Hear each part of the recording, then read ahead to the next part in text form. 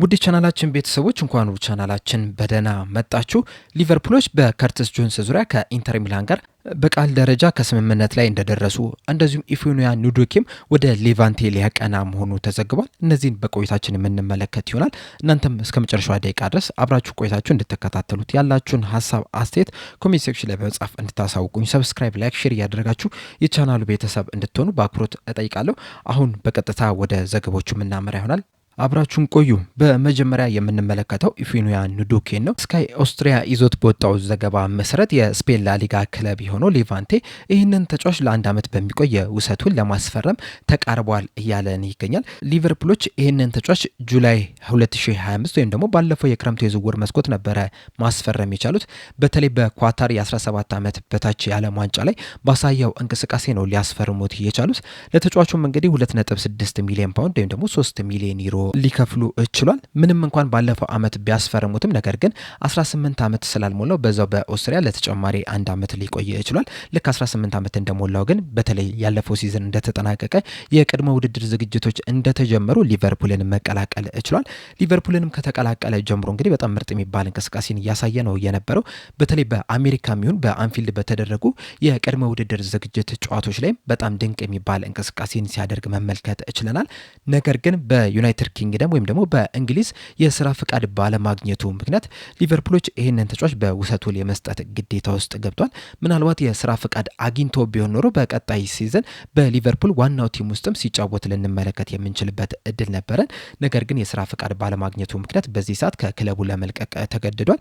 ይህንንም ተጫዋች እንግዲህ ለማስፈረም ከተለያዩ ሀገራት የተለያዩ ክለቦች ፍላጎት አሳይተው ነበረ። በተለይ ከስፔን፣ ጀርመን እንደዚሁም ደግሞ ዴንማርክ ይህንን ተጫዋች ለማስፈረም የፈለጉ የተለያዩ ክለቦች ነበሩ። አሁን ላይ ግን የስፔን ክለብ የሆነው ሌቫንቴ ይህንን ተጫዋች ለማስፈረም እንደተቃረበ ነው እየተነገረ የሚገኘው። በስምምነቱ መሰረት ይህ ተጫዋች በሌቫንቴ ለአንድ ዓመት የሚቆይ ይሆናል። ነገር ግን ደግሞ በጃንዋሪ የዝውውር መስኮት ሊቨርፑሎች ይህንን ተጫዋች መልሶ የመውሰድ አማራጭ እንዳካተቱበት ነው እየተነገረ የሚገኘው። እናም በዘገባዎቹ መሰረት እንግዲህ በቀጣይ ጥቂት ቀናቶች ውስጥ ለሕክምና ምርመራ ወደ ስፔን ያቀናል እየተባለ ይገኛል። ሌቫንቴዎች እንግዲህ ባለፈው ሲዝን በ2025/26 የውድድር ዘመን በላሊጋው 16ኛ ደረጃን ይዘው ነው ያጠናቀቁት። ከወራጅ ቀጠናው አንድ ከፍ ብለው ነው ማጠናቀቅ የቻሉት። በላሊጋው ሊተርፉም የቻሉት ራሱ በእርስ በርስ ግንኙነት ምክንያት ነው። እንደሚታወቀው ማዮርካ 17ኛ ደረጃን ይዞ በማጠናቀቅ ወደ ታችኛው ዲቪዚዮን ሊወርድ ይችላል። ሌቫንቴና ማዮርካ ደግሞ በነጥብ እኩል ነው የነበሩት። ነገር ግን በእርስ በርስ ግንኙነት ሌቫንቴ የተሻለ ነጥብ በማስመዝገቡ ምክንያት በላሊጋ ሊቆይ ይችላል። እንደዚሁም ባለፈው ሲዝንም በላሊጋው ብዙ ሽንፈቶችን በማስተናገድም ሁለተኛ ደረጃ ላይ የተቀመጠ ክለብ ነው። ከዛ በተጨማሪም ከየትኛውም ክለብ በበለጠም ብዙ ጎሎችን ማስተናገድ የቻለ ክለብ ነውና የተከላካይ ስፍራውን ለማጠናከር እንግዲህ ኑዶኬን ከሊቨርፑል ለማስፈረም ከስምምነት ላይ ለመድረስ እንደተቃረበ ነው እየተነገረ የሚገኘው። ይህ ተጫዋች እንግዲህ ሌቫንቴን ሊቀላቀላል ተብሎ የሚጠበቀው በአንድ ዓመት የውሰት ውል ነው። ነገር ግን ደግሞ ሊቨርፑሎች በጃንዋሪ ዝውውር መስኮት ከፈለጉ ይህንን ተጫዋች መመለስ የሚችሉበት አማራጭን እንዳካተቱ ነው እየተነገረ የሚገኘው። ይህ ዝውውር እንግዲህ ለተጫዋቹም ለሊቨርፑልም በጣም ጠቃሚ የሚባል ዝውውር ነው። ምክንያቱም በመጀመሪያ ደረጃ ኑዶኬም የጨዋታ እድል ያገኛል። ወጣት ተጫዋቾች ደግሞ ምንጊዜም የጨዋታ እድል ያስፈልጋቸዋል። ምክንያቱም ቢሳሳቱ እንኳን በጨዋታ ነው ራሳቸውን በደንብ ማረም የሚችሉት ልምድ ማግኘት የሚችሉትና ወደ ሌቫንቴ መዘዋወሩ ይህንን ልምድ ያገኛል። እንደዚሁም ስህተቶችን ማረም የሚችልበትንም አጋጣሚም ያገኛል። በተለይ በሊቨርፑል ቢቆይ ኖሮ የስራ ፈቃድ አግኝቶ በዋናው ቡድን ውስጥ የመጫወት እድሉ በጣም ጠባብ የሚባል ነው። ምናልባት በኤፍኤ ካፕና በካራባኦ ካፕ ላይ ሲጫወት ልንመለከተው እንችላለን። በፕሪሚየር ሊጉ ላይ ግን ብዙ የመጫወቻ እድል ላያገኝ ይችል ነበረ። ወደ ሌቫንቴ ማቅናቱ ግን እንደዚህ አይነት እድሎችን እንዲያገኝ ያደርጓል። ስለዚህ ራሱን በደንብ አካብቶ የጨዋታ እድሎችን አግኝቶ የመጫወቻ ደቂቃዎችን አግኝቶ ነው ወደ ሊቨርፑል የሚመለሰው። ለሊቨርፑል ደግሞ በዋነኝነት የስራ ፍቃድ የሚያገኝበት ቡድን ነው የሚሆነው። ከዚህ ቀደም እንደነገርኳችሁ የተጫዋች በእንግሊዝ ወይም በዩኬ የስራ ፍቃድ ለማግኘት 15 ፖይንቶችን ማሟላት አለበት። እነዚህም ፖይንቶች ለማግኘት ደግሞ ትልልቅ ሊጎች ላይ ቢጫወት የተሻለ እድል ያገኛል። በዩናይትድ ኪንግደም የሚገኙት ይህንን የስራ ፍቃድ የሚሰጡት እንግዲህ የተለያዩ ሊጎችን በተለያዩ ባንድ ላይ ወይም ደግሞ በተለያዩ ደረጃዎች ላይ ነው ያስቀመጧቸው እና የስፔን ላሊጋ ደግሞ በባንድ አንድ ወይም ደግሞ በደረጃ አንድ ላይ ነው የተቀመጠው። ስለዚህ ኑዶኬ በተቀያሪ ወንበር ላይ ስለተቀመጠ ብቻ የራሱ የሆነ ነጥብ ይሰጧል። ለሌቫንቴ መጮት ሲችል ደግሞ የበለጠ ይሄ ነጥብ እየጨመረለት ነው የሚሄደውና ምናልባትም እስከ ጃንዋሪ ባለው ጊዜም የሚያስፈልገውን ፖይንት ሊሰበስብ የሚችልበት እድል አለ። እንደዛ የሚሆን ከሆነ ደግሞ ሊቨርፑሎች በጃንዋሪ ዝውውር መስኮት ይህንን ተጫዋች መልሰው ወደ ሊቨርፑል ሊያመጡ የሚችሉበት እድል እንዳለ ነው እየተነገረ የሚገኘው። በተለይ በዋና በዋነኝነት አንድ ተጫዋች 21 ዓመት ከመሙላቱ በፊት በእንግሊዝ 3 ዓመት መቆየት የሚችል ከሆነ እንደ ሆም ግሮን ነው የሚቆጠረው ወይም ደግሞ እንደ ሀገር በቀል ተጫዋች ነው የሚቆጠረው። ለዚህም ሲሉ እንደዚሁም ደግሞ ተጫዋቹን ኳሊቲ ያለው ተጫዋች በመሆኑ ምክንያትም የሚያስፈልገውን ፖይንት የሚያገኝ ከሆነ በጃንዋሪ ዝውውር መስኮት ወደ ሊቨርፑል መልሰው ሊጠሩት ይችላሉ ተብሎ ይጠበቃል። ለዛም ነው እንግዲህ በውሰት ሁሉ ላይ የመልሶ መጥራት አማራጭን ያካትታሉ ተብሎ የሚጠበቀው።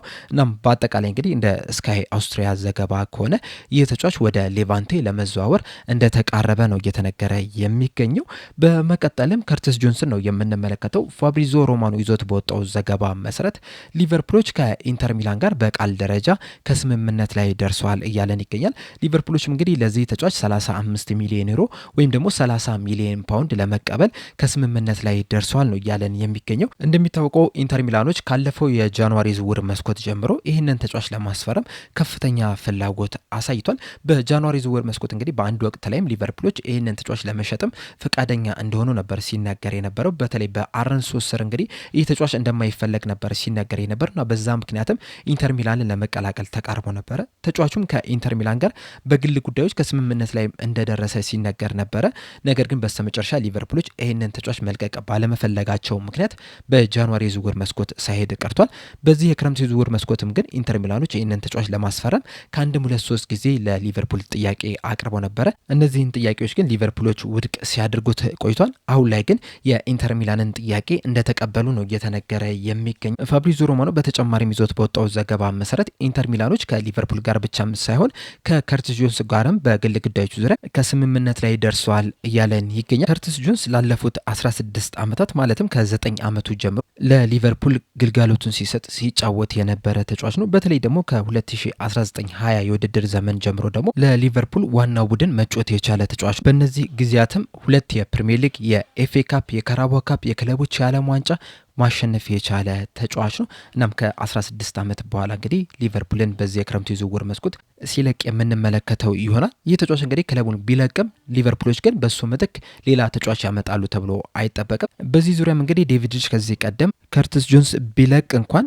ሊቨርፑሎች ሌላ ምትክ ተጫዋች አያመጡም፣ የእሱ ምትክ አድርገው የሚያስቡት ትሬ ናዮኒ ነው የሚል ዘገባን ይዞልን መውጣቱ አይዘነጋምና በቀጣይ ሲዝን እንግዲህ ትሬ ናዮኒ የበለጠ የመጮቻ ደቂቃ ያገኛል ተብሎ ይጠበቃል።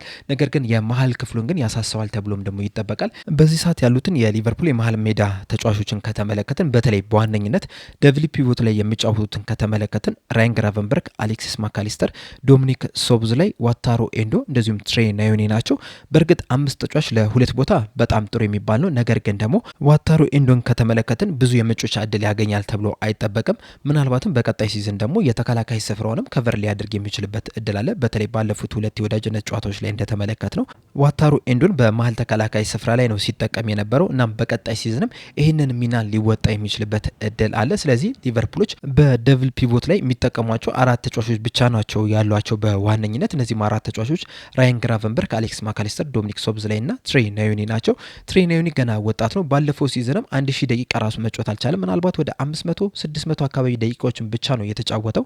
ከርቲስ ጆንስ ደግሞ መሀል ሜዳው ላይ ራሱ ወደ 2000 አካባቢ ደቂቃዎችን የተጫወተ ነውና ለትሬ ናዮኒም ከ500 ምናምን ወደ 2000 ምናምን ደቂቃዎች ከፍ ሲል ምናልባትም ጉዳት ሊያስተናግድ የሚችልበት እድል አለ። እንደዚሁም ደግሞ እነዚህ ልምድ ያላቸው ተጫዋቾችን ከተመለከተም ራሱ ባለፈው ሲዝን እነዚህ ልምድ ያላቸው የተባሉ ተጫዋቾች ምርጥ ናቸው የተባሉ ተጫዋቾች በጣም ተዳክመው የተመለከትናቸው። በተለይ አሌክስ ማካሊስተር በጣም ደካማ የሚባል እንቅስቃሴ ነበር ሲያደርግ የነበረው። እንዲሁም በአንድ ወቅት ላይ በቋሚነት ራሱ መጀመር ያልነበረበት ተጫዋች ነው። ነገር ግን አርነ ስሎት ዝም ብሎ በተደጋጋሚ ሲያሰልፉት መመልከት እችለናል። ራያን ግራቨንበርግም በተመሳሳይ መልኩ ባለፈው ሲዝን በጣም ደካማ የሚባል እንቅስቃሴን ሲያደርግ ተመልክተናል እና እነዚህ 2 ተጫዋቾች በቀጣይ ሲዝንም ባለፈው ሲዝን ያሳዩትን ደካማ የሚባል አቋምን ላለመድገማቸው ምንም አይነት ዋስትና የለንም። ስለዚህ ተጨማሪ አንድ ተጫዋችን ሊቨርፑሎች ቢያስፈርሙ ጥሩ ነው ብዬ አስባለሁ። ምናልባት ትሬ ናዮኒ 5ኛ ምርጫ ቢሆን ያን ያህል ችግር የለውም እና ባስፈለገ ሰዓት አንዳንድ ጨዋታዎች ላይ ተቀይሮ እየገባ እንደዚሁም ደግሞ በጣም ዝቅተኛ ከሚባሉ ቡድኖች ጋር በሚገናኙበት ሰዓት ደግሞ በቋሚነት እየጀመረ ወደ ጨዋታ ሪትሙ እንዲገባ ልምድ እንዲያገኝ ቢደረግ የተሻለ ይመስለኛልና ከርቲስ ጆንስ መልቀቁ ለሊቨርፑል ትልቅ ጥቅም አለው ብዬ አላስብም። በተጨማሪም ደግሞ የወጣበት ሂሳብ ራሱ ስንመለከተው 30 ሚሊዮን ፓውንድ ለዚህ ተጫዋች አይገባውም ባይ ነኝ። በተለይ በዚህ የክረምት የዝውውር መስኮት ተጫዋቾች እየተዘዋወሩበት ያለውን ሂሳብ ከተመለከትን ለከርቲስ ጆንስ 30 ሚሊዮን ፓውንድ በጣም ሲያንስ ነው። በእርግጥ ሊቨርፑሎች ከርቲስ ጆንስን 30 ሚሊዮን ፓውንድ ፓውንድ በመሸጣቸው ንጹህ ትርፍ ነው የሚያገኙት። ንጹህ 30 ሚሊዮን ነው የሚያገኙት። ይህም ደግሞ በፋይናንሻል ፌር ፕሌይ ላይ የራሱ የሆነ አስተዋጽኦ ይኖረዋል። እንዳጠቃላይ ከተመለከተን ግን ለከርቲስ ጆንስ 30 ሚሊዮን ፓውንድ አይገባውም። በተለይ በሊቨርፑል ቤት በጣም ትልቅ ልምድ ያለው ተጫዋች ነው። ብዙ ዋንጫዎችን ማንሳት የቻለ ተጫዋች ነውና ለእንደዚህ አይነት ልምድ ላለው ተጫዋች ደግሞ ከዚህ የበለጠ ገንዘብ ነበር የሚገባው። ነገር ግን ሊቨርፑሎች እንግዲህ 30 ሚሊዮን ፓውንድ ይበቃዋል ብለው በዚህ ከስምምነት ላይ ደርሷል። በዚህ ክረምት የዝውውር መስኮት እንግዲህ ሊቨርፑሎች የተለያዩ ወሳኝ የሚባሉ ተጫዋቾቻቸውን አጥቷል። እንደሚታወቀው ከዚህ ቀደም መሐመድ ሳላ ክለቡን ሲለቅ መመልከት ይችላል። ኢብራሂማ ኮናቴም በነጻ ክለቡን ለቋል። አንዲ ሮበርትሰንም ቶተናምን መቀላቀሉ አይዘነጋም። አሁን ደግሞ ከርቲስ ጆንስ ከክለቡ ሲለቅ እየተመለከተ ነው የምንገኘውና እንደዚህ አይነት ልምድ ያላቸው ኤክስፒሪየንስ ያላቸው የቡድን መሪ የሚባሉ ተጫዋቾች እንግዲህ ቀስ በቀስ እየለቀቁ ነው የሚገኙት። በቀጣይ አመት ደግሞ እነ አሊሰን ቤከር ክለቡን ይለቃሉ ተብሎ ይጠበቃል። ምናልባትም ቨርጅል ቫንዳይክም ክለቡን ሲለቅ ልንመለከት የምንችልበት እድል አለና በጣም ትልቅ ለውጦች ነው በክለቡ ውስጥ እየተደረጉ የሚገኙት። ይሄ ሁላ ለውጥ ለሊቨርፑል ይጠቅማሉ? በጣም ትልቅ ጥያቄ ነው። ምክንያቱም አንዳንድ ጊዜ እንደዚህ አይነት ለውጦችን ማድረግ የራሱ ጥቅም ይዞ ይመጣል፣ በዛው ልክም ደግሞ ከፍተኛ ጉዳትንም ይዞ ይመጣል እና ለሊቨርፑል ጠቀመ ወይስ ጎዳ የሚለውን አብረን በቀጣይ የምንመለከት ይሆናል። አሁን ላይ ግን በተለይ በዚህ የክረምት የዝውውር መስኮት ሊቨርፑሎች እያደረጉት ያለው እንቅስቃሴ ግን ደጋፊውን ደስተኛ ያደርጋል ተብሎ አይጠበቅም። ምክንያቱም እነዚህ በሊቨርፑል ቤት ውስጥ ትልቅ ስም ያላቸው ትልቅ ልምድ ያላቸው ለቡድኑም ከፍተኛ ግልጋሎት ሲሰጡ የነበሩ ተጫዋቾች ክለቡን ሲለቁ እየተመለከተ ነው የምንገኘው። በእነሱ ምትክ ግን ሌሎች ተጫዋቾች እየመጡ አይደለም የሚገኘው። አሁን ለምሳሌ መሐመድ ሳላ አልተተካም። አንዲ ሮበርትሰንም የተተካው በሲሚካስ ነው። ሲሚካስ ደግሞ የአንዲ ሮበርትሰን ደረጃ ላይ አይደለም የሚገኘው። ኢብራሂማ ኮናቴም የተተካው በሮናልድ አሩሆና በጀረሚ ዣኪ ናቸው። እነዚህ ደግሞ ምርጥ ይሆናሉ ወይ? ትልቅ ጥያቄ ነው። በእርግጥ በመጀመሪያ ጨዋታቸው ከኮሞ ጋር አስደናቂ የሚባል እንቅስቃሴን አድርጓል። ይህንን ብቃታቸው ይደግማሉ ወይ ግን ሌላ ትልቅ ጥያቄ ነው የሚሆነው። እንደዚሁም ደግሞ አሁን ላይ ከርቲስ ጆንስ እየለቀቀ ነው የሚገኘው። ከርቲስ ጆንስም ደግሞ በሌላ ተጫዋች አይተካም ነው እየተባለ የሚገኘውና ብዙ ክፍተቶች እየተፈጠሩ ነው የሚገኙት። ከርቲስ ጆንስ ሳይለቅ እንኳን ራሱ ሊቨርፑሎች 2 እና 3 ተጫዋቾችን ማስፈረም ነበረባቸው። አሁን ደግሞ እሱ ለቋል እና አሁን ላይ እንግዲህ ሊቨርፑሎች የግድ 4 እና 5 ተጫዋቾች ማስፈረም አለባቸው። ምክንያቱም አሁንም የተከላካይ ስፍራው ጥገና ይፈልጋል። የቀኝ ክንፍ የተከላካይ ስፍራው አሁንም ተጫዋች ይፈልጋል። የግራ ክንፉ ላይም ኮስታስ ሲሚካስ ለሊቨርፑል የሚመጠን አይደለም። እንደዚሁም ደግሞ መሀል ሜዳው ላይም 6 ቁጥር ተጫዋች የግድ ያስፈልጋል። በተጨማሪም ደግሞ የግራ ክንፉ መጠናከር አለበት። የአጥቂ ስፍራው መጠናከር መቻል አለበት። እናም በአጠቃላይ ብራድሊ ባርኮላን ቢያስፈርሙት እንኳን ራሱ ከሱ በኋላ በትንሹ 3 ተጫዋቾችን ማስፈረም መቻል አለባቸው። የቀኝ ክንፍ የተከላካይ ስፍራ፣ የግራ ክንፍ የተከላካይ ስፍራ፣ 6 ቁጥር የመሀል ተከላካይ ስፍራ የግድ ማስፈረም አለባቸው። ከዛ በተጨማሪም ደግሞ የቀኝ ክንፍ አጥቂም ማስፈረም መቻል አለባቸው። ነገር ግን እነዚህን ሁላ ተጫዋቾች ያስፈርማሉ ተብሎ አይጠበቅምና የከርቲስ ጆንስ መልቀቅ ሌላ ራስ ምታትን ይዞ ይመጣል ተብሎ ነው የሚጠበቀው። ነገር ግን ሊቨርፑሎች አሁን ላይ እየወጡ ባሉ ዘገቦች መሰረት ከርቲስ ጆንስ ከክለቡ ቢለቅ እንኳን ራሱ ለሱ ምትክ ተጫዋች አናስፈርምም ብሏል። የሱ ምትክ ትሬ ናዮኒ እንደሆነ ነው እየተነገረ የሚገኘው። በዚህ የዝውውር ሂደት ዙሪያ ከርቲስ ጆንስ ወደ ኢንተር ሚላን በመቀላቀል ዙሪያ ያላችሁ ሀሳብ አስተያየት ምንድነው? በተጨማሪስ ኢፊያኑ ዶኬ ወደ ሊቫንቴ ሊያቀና ነው ተብሏል። በዚህ ዙሪያስ ያላችሁ ሀሳብ አስተያየት ምንድነው? ሀሳባችሁን አስተያየታችሁ እንዳለ ኮሜንት ሴክሽን ላይ በመጻፍ እንድታሳውቁኝ በአክብሮት ተጠይቃለሁ። ለአሁን ግን እኔ እዚህ ላይ አበቃው። እስከ መጨረሻ ደቂቃ ስለተከታተላችሁኝ ከልብ አመሰግናለሁ። በቀጣይ በሌላ እስከምንገናኝ ድረስ ግን ሰብስክራይብ፣ ላይክ፣ ሼር ማድረግ እንዳትረሱ። ቸር ያቆየን።